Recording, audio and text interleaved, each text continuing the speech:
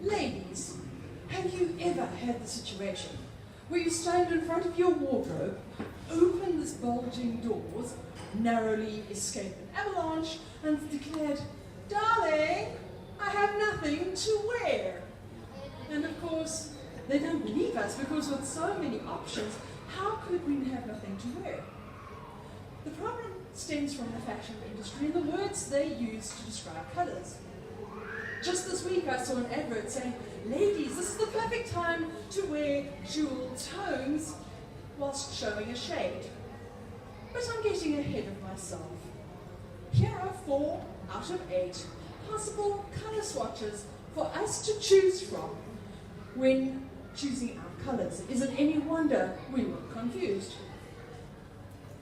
Because we know that burgundy doesn't go with purple, doesn't go with lilac, doesn't go with mauve, doesn't go with violet, and if you do put all that together, you'll look like a tasty treat for the one-horned, one-eyed, flying purple people eater. And it's not just purple that has this colour. It can happen across all the colours. If you want a real-life example, well, stay tuned. Identity has been hidden to protect the Gilsu. Yes, it's my sister-in-law. Here we have a blue top with a blue skirt and blue shoes. The top is ideal for winter, the skirt is ideal for summer, and the shoes are good for autumn. Let's bring some logic into this from the paint and print industries. They talk about red, green, blue. What they're talking about is a hue. It's a pure colour. So your red is ruby, your green is emerald, your blue is sapphire. Pure colour, nothing added to it. If you take a hue and you add white to it, you get a tint. Your colours are brighter. Your red is now tomato. Your blue is royal and your green is like spring leaves.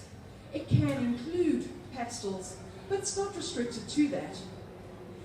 If you go back to your hue and you add grey, you end up with a tone. A tone brings you your muted colours, your dusty pinks, your soft and blended colours. And on a point of order, 50 shades of grey is a misnomer because it's actually 50 tones because it's a grey, like a grey undertone.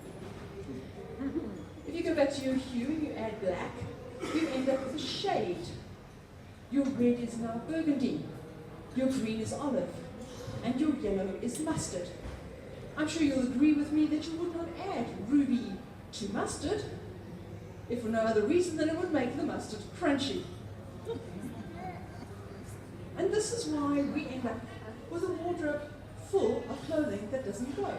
Simply because the fashion industry brings out tints in spring, tones in summer, shades in autumn, and hues in winter.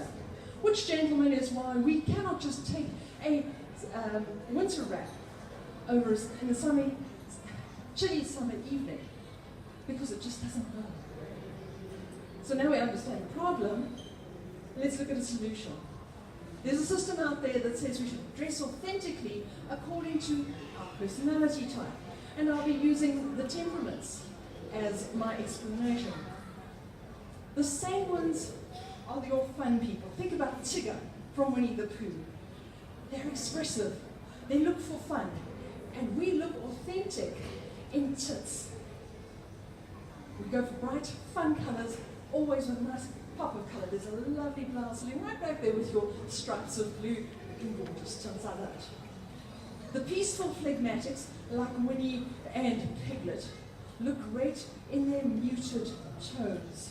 So they are amiable and easygoing people, but they look good in their dusty pinks and soft muted colours. Your cholerics are like a rat, and they are the doers. If they came in here running late, they wouldn't be tiptoeing apologising for their resistance. You know that they were there. And they want their burgundies, their olives, and their mustards. Don't give it to them in chiffon. They want it in linen and tweed and hard-wearing denims. Finally, we have our melancholies. These people tend to be analytical. They do things by the book. And we look authentic in hues, in jewel tones. And for the record, most models are melancholy. And most corporate uniforms are in dual tones. They say there's no such thing as bad weather, just the wrong clothing for the weather you find yourself in. And the system is not without its challenges, because finding winter warm clothing in tints is exceptionally difficult.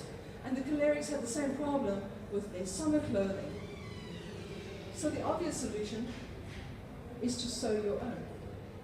And it may not start with your runway stuff. It might just be switching out the buttons on a plain white shirt, or adding some rickrack, or changing your blue boots, your black boots to blue, because you can dye your clothing and make it work with your new wardrobe.